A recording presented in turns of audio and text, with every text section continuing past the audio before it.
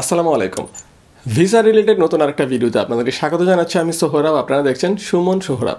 আজকে হচ্ছে আমরা ইউকের ভিজিট ভিসা নিয়ে একদম A to Z আপনাদেরকে দেখিয়ে দিব।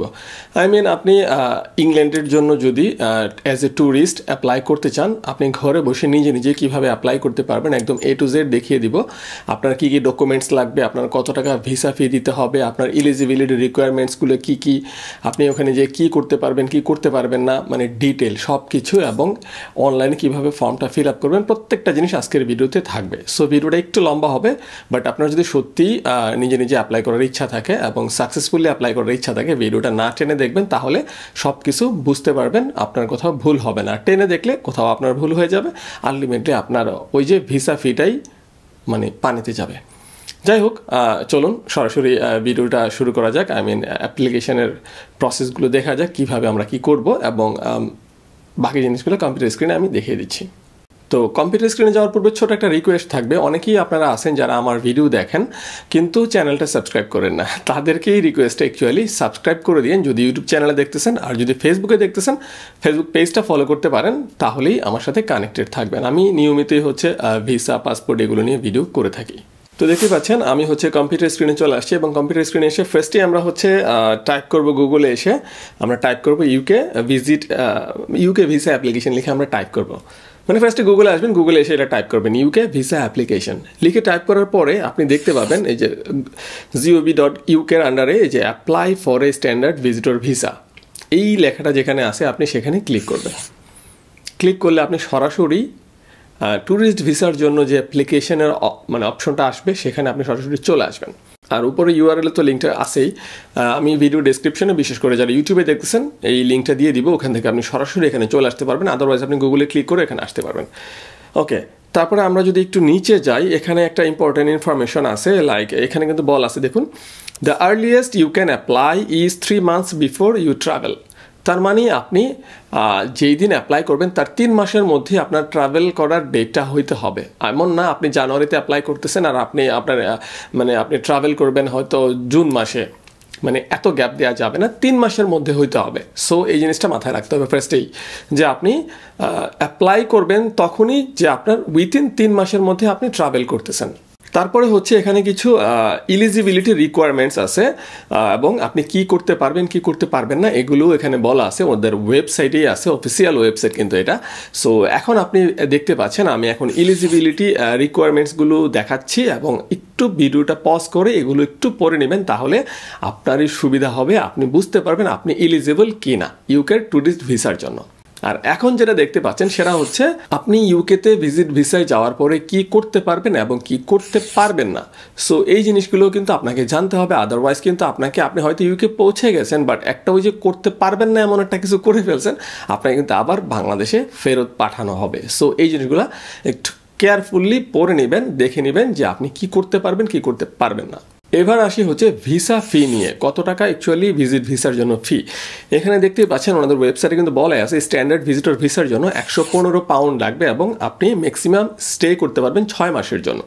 আর আপনার যদি কোনো মেডিকেল রিজন থাকে তাহলে আপনি 11 মাস পর্যন্ত ভিসা নিতে পারেন, বাট সেক্ষেত্রে আপনাকে 200 পাউন্ড পে করতে হবে অ্যাজ এ ফি, ভিসা ফি। তারপর হচ্ছে স্ট্যান্ডার্ড ভিজিটর ভিসা, যেটা হচ্ছে অ্যাকাডেমিক্সের জন্য যদি হয় সেক্ষেত্রেও আপনাকে $200 পাউন্ড পে করতে হবে, এবং আপনি সর্বোচ্চ 1 বছরের জন্য স্টে করতে পারবেন। এছাড়া আপনি হচ্ছে যদি 2 বছরের লং টার্ম স্ট্যান্ডার্ড ভিজিটর ভিসার জন্য অ্যাপ্লাই করতে চান তাহলে হচ্ছে আপনি পে করতে হবে 432 পাউন্ড, এবং সর্বোচ্চ অ্যাট এ টাইম 6 মাস পর্যন্ত আপনি থাকতে পারবেন। আপনি 2 বছরের জন্য হয়তো ভিসা পেয়েছেন, বাট 6 মাসের বেশি অ্যাট এ টাইম থাকতে পারবেন না। 5 বছরের জন্য করলে হচ্ছে 771 পাউন্ড, এবং 10 বছরের জন্য করলে 963 পাউন্ড, এবং প্রত্যেকটার ক্ষেত্রেই সর্বোচ্চ 6 মাস আপনি অ্যাট এ টাইম ইউকেতে থাকতে পারবেন, তার বেশি কিন্তু আপনি স্টে করতে পারবেন না অ্যাট এ টাইম। তো এবার হচ্ছে অনলাইনে অ্যাপ্লিকেশনের পালা। অ্যাপ্লিকেশন কীভাবে করবো, এই যে দেখুন অনলাইনে অ্যাপ্লাই অনলাইন লেখা আছে, এখানে এই যে বাটনটা গ্রিন কালারের, এখানে ক্লিক করে আমরা হচ্ছে অনলাইনে অ্যাপ্লাই শুরু করে দিব। একটু পরে আমি দেখাবো জিনিসগুলো, বাট তার আগে একটু দেখে নিই কী কী জিনিস আমার থাকা লাগবে, জানা লাগবে এই অনলাইন অ্যাপ্লিকেশনটা ফিল আপ করার জন্য। এই যে এখন স্ক্রিনে দেখতে পাচ্ছেন এই সব জিনিসগুলো কিন্তু আমাদেরকে রেডি রাখতে হবে অ্যাপ্লিকেশনটা ফিল আপ করার জন্য। সো এই জিনিসগুলো আপনার রেডি আছে কিনা, যদি রেডি না থাকে আপনি এই ভিডিওটা পজ করে একটা স্ক্রিনশট নিয়ে নিন, এই জিনিসগুলো কিন্তু আপনার লাগবে যখন আপনি অনলাইনে ফিল আপ করবেন। সো চলুন আমরা হচ্ছে কিভাবে ফিল আপ করতে সেটা দেখে নিই। অ্যাপ্লাই অনলাইনে ক্লিক করলাম।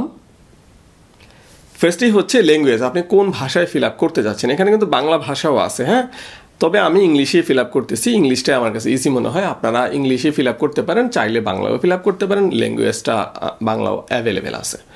ওকে, নেক্সটে যাচ্ছি। এবার হচ্ছে আপনার কান্ট্রি, আপনি কোন দেশ থেকে ফিল আপ করতেছেন। আমি ধরে নিচ্ছি আমার ভিডিও যারা দেখতেছেন বাংলাদেশ থেকে দেখতেছেন, সো আমি বাংলাদেশ সিলেক্ট করে নেক্সটে যাচ্ছি। তারপর হচ্ছে ভিসা অ্যাপ্লিকেশন সেন্টার, আপনি চিনেন কিনা বা জানেন কিনা কোথায় ভিসা অ্যাপ্লিকেশন সেন্টারটা আছে সেই related information. I mean visa application centre আমরা জানি ভিএফএস গ্লোবাল থেকেই হচ্ছে অ্যাপয়েন্টমেন্ট নিতে হবে, সেখানেই হচ্ছে আপনাকে ইন্টারভিউ দিতে হবে। সো এখানে আমি যেহেতু জানি আমরা ভিএফএস গ্লোবালের লোকেশন কোথায়, বাট আমি লাস্টে দেখিয়ে দিব, টেনশন না যদি আপনি না জানেন। So I have identified the location where I will provide my biometrics. So কোথায় আপনি বায়োমেট্রিক্স দিবেন সেটা আপনি জানেন, দ্যাটস ওয়াই এখানে দিয়ে দিবেন, ক্লিক করে আপনি নেক্সটে যাবেন। তারপরে হচ্ছে আমরা একটু নিচে গেলে এখানে স্টার্ট নাও দেখতে পাবো, স্টার্ট নাও ক্লিক করব। Start a new application. Okay, start a new অ্যাপ্লিকেশনে যাচ্ছি। এখানে হচ্ছে আপনি একটা ইমেল অ্যাড্রেস দিতে হবে, যে ইমেল অ্যাড্রেস দিয়ে আপনি হচ্ছে এখানে সাইন আপ করবেন। এই যে ওয়েবসাইট আছে এখানে সাইন আপ করবেন। সো আমি একটা ইমেল অ্যাড্রেস দিয়ে দিচ্ছি, একটা ইমেল অ্যাড্রেস দিয়ে দিলাম। তারপরে হচ্ছে পাসওয়ার্ড দিতে হবে 2বার। এখানে কিছু কথা আছে, আপার কেস লেটার লাগবে, লোয়ার কেস লেটার, একটা নাম্বার, একটা সিম্বল থাকতে হবে, মিনিমাম 10টা অক্ষরের হইতে হবে, তাহলেই পাসওয়ার্ডটা নিবে, আদারওয়াইজ পাসওয়ার্ড নিবে না। সো আমি এইভাবেই পাসওয়ার্ডটা দিয়ে দিচ্ছি। তো পাসওয়ার্ডটা 2বার দিয়ে আমি সেভ অ্যান্ড কন্টিনিউতে যাচ্ছি।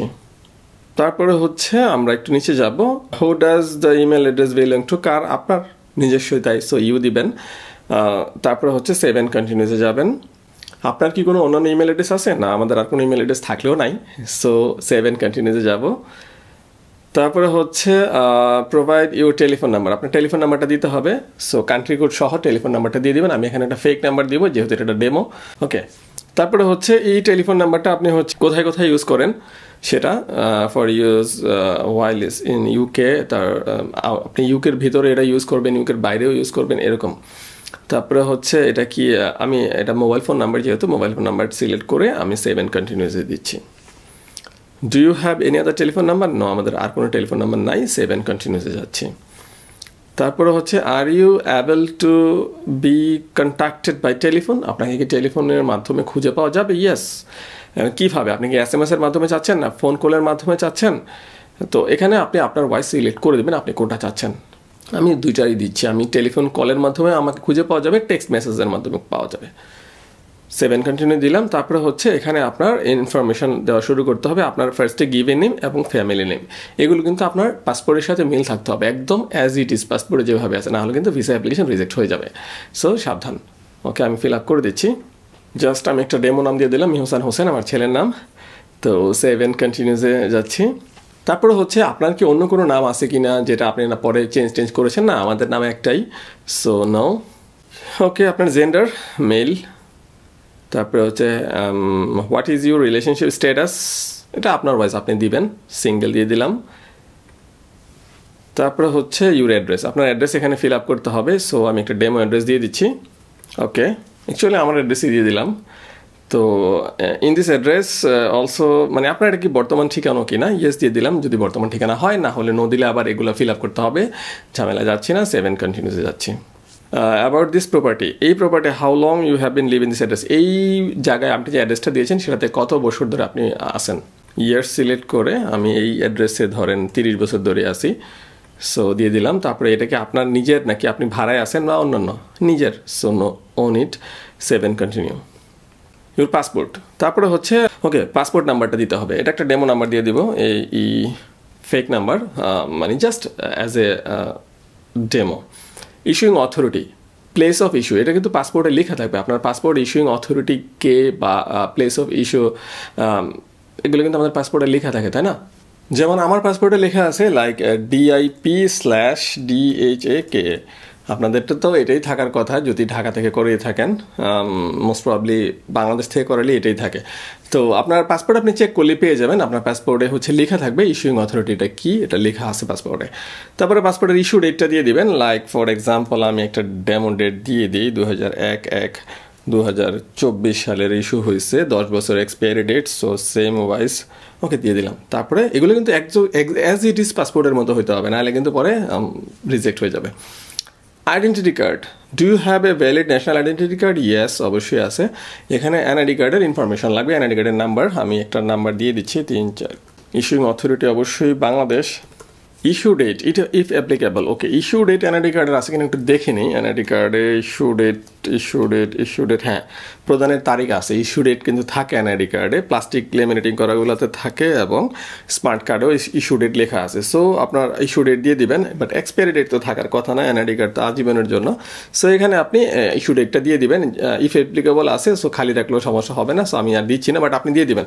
আপনার এনআইডি কার্ডে কিন্তু একটা ইস্যু ডেট আছে, হ্যাঁ, ব্যাক সাইডে লেখা থাকে ইস্যু ডেট কবে। সো ইস্যু ডেটটা আপনি এখানে দিয়ে দিবেন। তারপরে এক্সপায়ারি ডেট থাকার কথা না।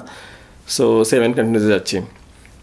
Your nationality country of birth, okay, nationality country of nationality Bangladesh. তারপরে country by birth Bangladesh. Place of birth, আপনার প্লেস অফ বার্থ কিন্তু আপনার পাসপোর্টে লেখা আছে, তাই না? পাসপোর্টে কিন্তু প্লেস অফ বার্থটা লেখা থাকার কথা, তাই না? আমার তো মনে হয় লেখা থাকে। ইয়েস, সো ওইভাবে পাসপোর্টে যেভাবে আছে সেভাবে লিখতে হবে। তারপরে ডেট অফ বার্থটা অ্যাজ ইট ইজ দিয়ে দিবেন, পাসপোর্টে যেভাবে আছে। আমি জাস্ট একটা ফেক বসাই দিলাম। 7 কন্টিনিউতে যাচ্ছে। অন্য কোনো দেশের নাগরিকত্ব আছে আপনার? নাই।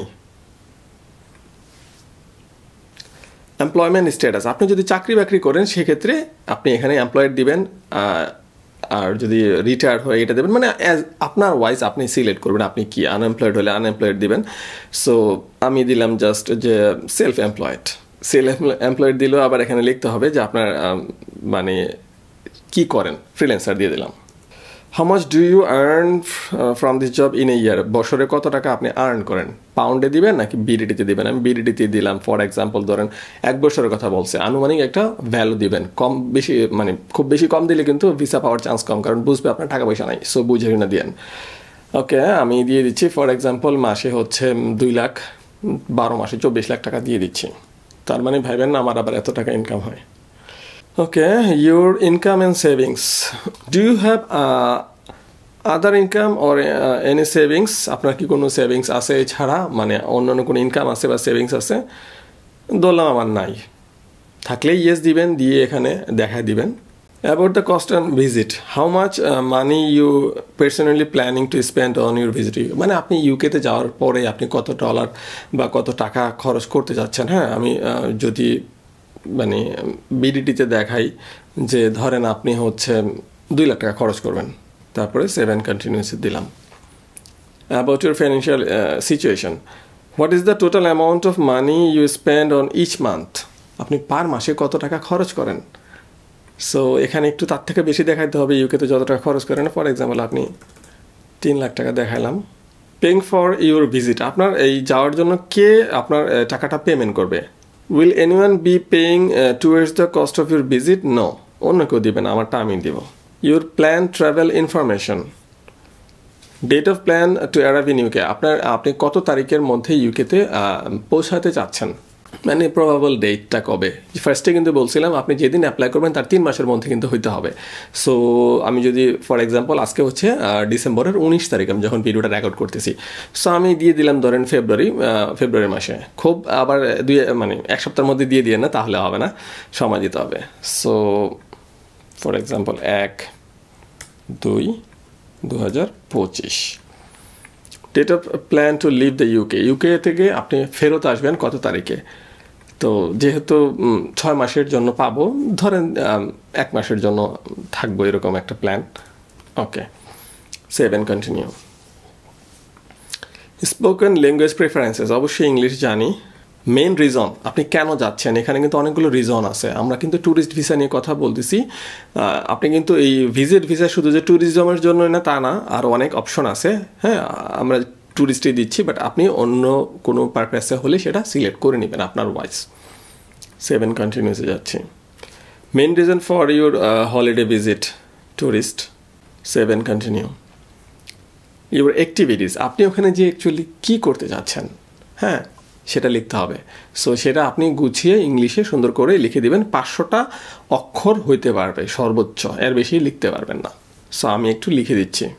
তো আমি চ্যাটজিপিটি থেকে জাস্ট একটা লেখা কপি করে নিয়ে আসি। চ্যাটজিপিটিকে বললাম যে আমি ট্যুরিস্ট ভিসার জন্য অ্যাপ্লাই করতে যাচ্ছি, আমি ইউকেতে যাচ্ছি, আমাকে একটা কিছু লিখে দাও। এখন লিখে দিছে, জাস্ট আমি ওটা কপি পেস্ট করে দিলাম। আপনি আবার তা করে না, কারণ আপনি তো জানেন আপনি কেন অ্যাপ্লাই করতেছেন, আপনি কী কী ঘুরতে যাবেন, ওগুলো আপনি ডিটেল লিখে দিবেন সুন্দর করে।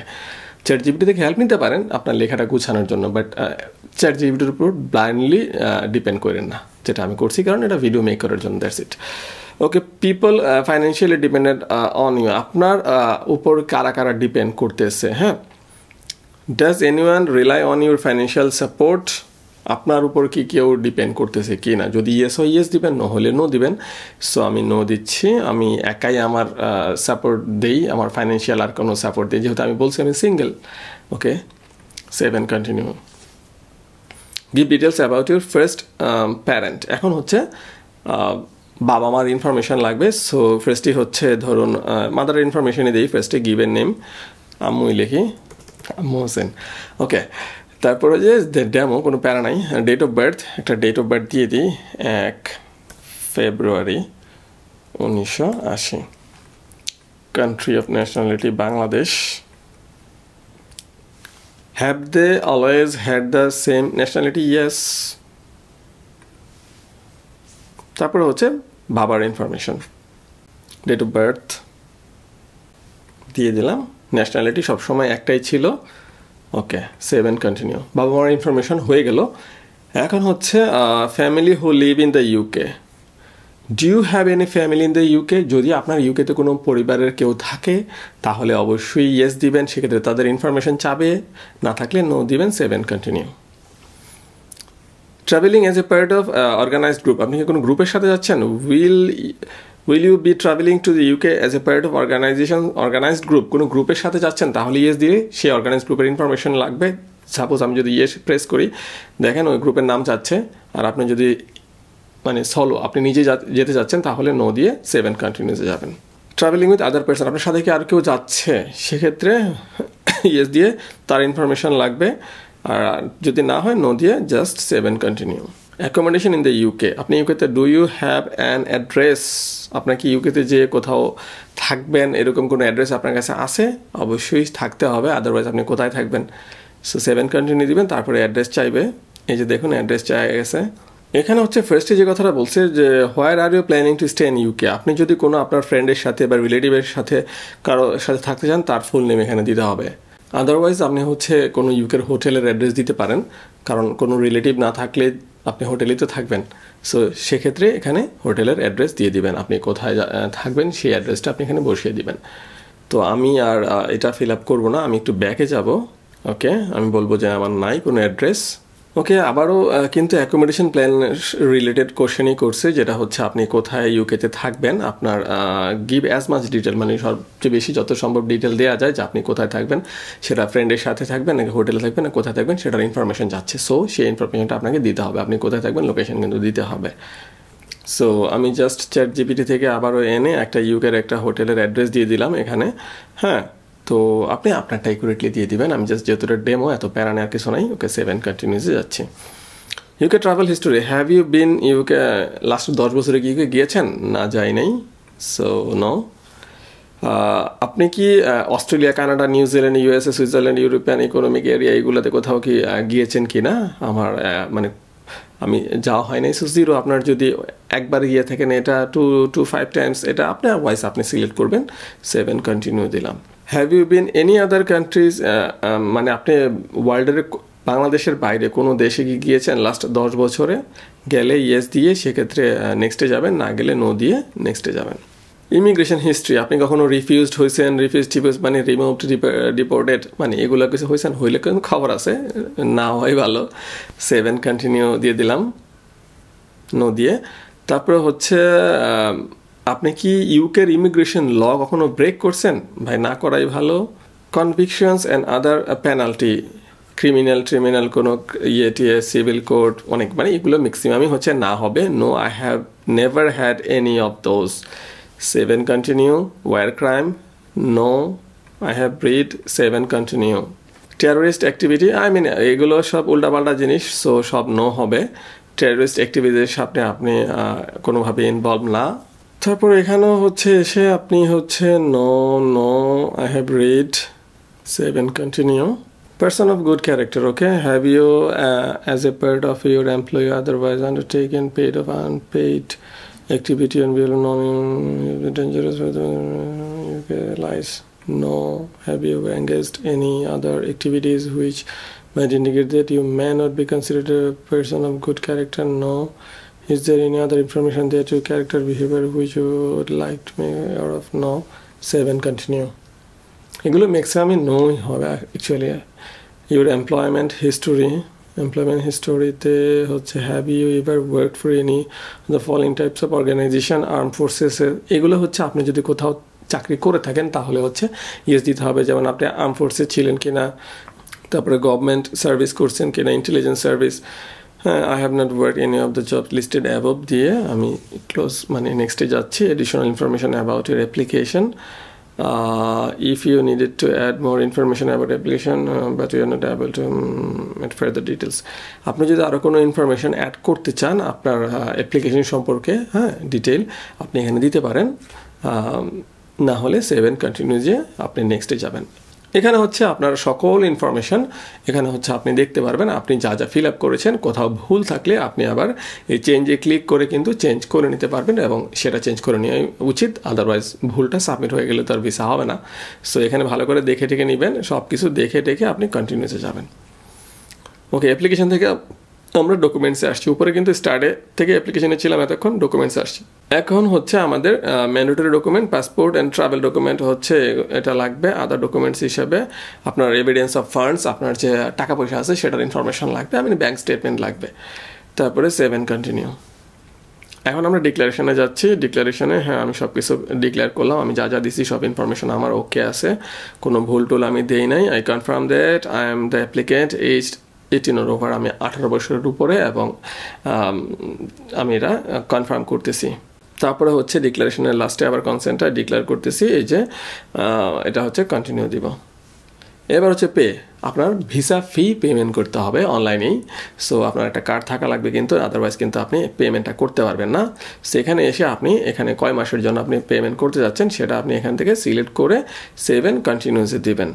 এবার হচ্ছে আপনি 6 মাসের জন্য হলে স্ট্যান্ডার্ড সার্ভিস পে হচ্ছে বাংলাদেশি টাকায় 17,882 টাকা দেখাচ্ছে। আমি সেভ অ্যান্ড কন্টিনিউসে দিলে হচ্ছে পেমেন্টের অপশনে নিয়ে যাবে আপনাকে। ওকে, তারপর হচ্ছে কন্টিনিউ টু ওয়ার্ল্ড পে। এখন আমরা হচ্ছে পেমেন্টের অপশনে চলে যাব। এই যে দেখতে পাচ্ছেন ওয়ার্ল্ড পের আন্ডারে হচ্ছে আমরা হচ্ছে এখন আমাদের এখানে কার্ডের অপশনগুলি শুধুমাত্র আছে। সো আপনার কিন্তু অবশ্যই ইন্টারন্যাশনালি অ্যাকসেপ্টেড ক্রেডিট কার্ড থাকা লাগবে, আদারওয়াইজ কিন্তু আপনি এখানে পেমেন্ট করতে পারবেন না। সো এখানে আপনার কার্ড নাম্বার, কার্ডের এক্সপায়ারি ডেট, সিভিসি কোড দিয়ে আপনি হচ্ছে এখানে মেক পেমেন্টে ক্লিক করলে হচ্ছে পেমেন্টটা হয়ে যাবে। তো পেমেন্ট করার পরে কি করতে হবে সেটা আমি তো আর পেমেন্ট করবো না, যেহেতু এটা ডেমো। পেমেন্ট করার পরে কি করতে হবে সেটা এখন দেখিয়ে দিচ্ছি। ওকে, পেমেন্ট করার পরে হচ্ছে আমরা ফার্দার অ্যাকশনস যে অপশনটা আছে সেটা অ্যাভেলেবেল হয়ে যাবে। সেখান থেকে আপনি ডাউনলোড চেকলিস্ট নামে একটা যে গ্রিন কালারের বাটন পাবেন, সেখানে ক্লিক করলে আপনি ডাউনলোড করতে পারবেন আপনার যে চেকলিস্টগুলো যেগুলো আপনার লাগবে আপনার হচ্ছে বায়োমেট্রিক্সের জন্য, সেগুলো আপনি অ্যাভেল করতে পারবেন, আপনি ডাউনলোড করতে পারবেন। তারপরে হচ্ছে আপনি ডকুমেন্টস অ্যান্ড বায়োমেট্রিক্স নেওয়ার, ফিঙ্গারপ্রিন্ট দেওয়ার জন্য আপনার হচ্ছে প্রোভাইডেড ডকুমেন্টগুলো কী কী লাগবে এগুলো হচ্ছে আপনি অ্যারেঞ্জ করতে হবে এবং আলটিমেটলি এখান থেকে নেক্সটে ক্লিক করলে হচ্ছে এখানে এই যে কন্টিনিউ আসবে। কন্টিনিউতে ক্লিক করার পরে আপনাকে এই ভিএফএস গ্লোবালের এই ওয়েবসাইটটাতে নিয়ে আসবে। এখানে এসে আপনি জাস্ট এই যে ফাইন্ড এ সেন্টারে সার্চ নাও ক্লিক করে আপনি হচ্ছে এই যে ঢাকাতে আপনি দেখতে পাচ্ছেন, এখান থেকে আপনি অ্যাড্রেসটা পেয়ে যাবেন। আপনি আপনার বায়োমেট্রিক্স আপনি কোথায় দিবেন, আপনি ভিএফএস গ্লোবালে অ্যাপয়েন্টমেন্ট নিয়ে আপনি হচ্ছে আপনার ডকুমেন্টগুলো সাবমিট করতে পারবেন। আপনার অ্যাপয়েন্টমেন্ট ডেটে আপনাকে অ্যাপয়েন্টমেন্ট মানে ইন্টারভিউ ফেস করতে হবে। তারপরে হচ্ছে অ্যাজ ইউজুয়াল আপনার প্রসেসিংটা শুরু হয়ে যাবে। এই হচ্ছে প্রসেস, কিভাবে আপনি অনলাইনে ঘরে বসে আপনার ইউকের ভিসার জন্য, আই মিন ট্যুরিস্ট ভিসার জন্য অ্যাপ্লাই করতে পারবেন। আশা করি ভিডিওটা ভালো লাগছে। যদি ভিডিওটা ভালো লাগে অবশ্যই ভিডিওটাতে লাইক করতে ভুলবেন না। কোনো প্রশ্ন থাকলে কমেন্ট তো মাস্ট, কমেন্ট বক্স তো ওপেন আছেই। আর যারা ফেসবুকে দেখতেছেন শেয়ার বাটনটা একদম ইজি, শেয়ার করে দিবেন, তাহলে আপনার কোনো না কোনো বন্ধু অবশ্যই উপকৃত হয়ে যাবে। আর যারা ইউটিউবে দেখতেছেন চ্যানেলটা সাবস্ক্রাইব মাস্ট। আজকে এই পর্যন্ত, আবার দেখা হচ্ছে নতুন কোনো ভিডিও নিয়ে। আল্লাহ হাফেজ।